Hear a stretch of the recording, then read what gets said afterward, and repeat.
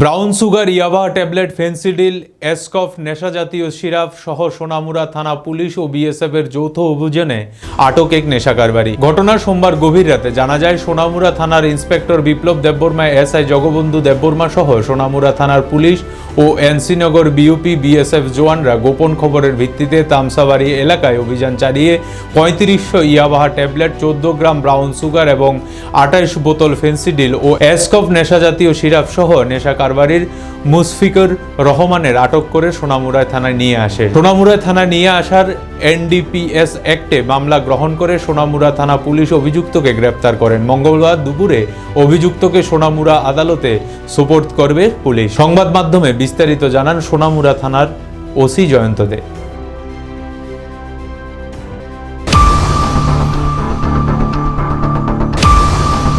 Actually আজকে রাত 9:30-10টার দিকে একটা ইনফরমেশন আসে বিএসএফ এনসিনগর বিওপি থেকে, এনসিনগর কোম্পানি কমান্ডার অজয় সাহেবের কাছ থেকে একটা ইনফরমেশন আসে যে কিছু কন্ট্রাব্যান্ড আইটেমস এক্সচেঞ্জ হবে।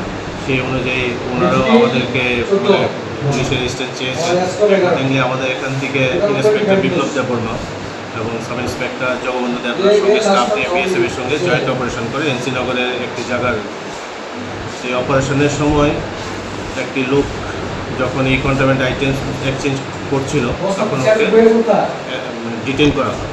তখন ওর পজিশন থেকে ইয়াবা ট্যাবলেট প্রায় 3500 ইয়াবা ট্যাবলেট হবে এবং 28 বোতলের মতো কফ সিরাপ বোতল আর 2টো সাবানের কেজ যেটার মধ্যে ব্রাউন সুগার ছিল, এইগুলো সিজার করা হয় এবং ওকে ডিটেইন করা হয়। কী নাম?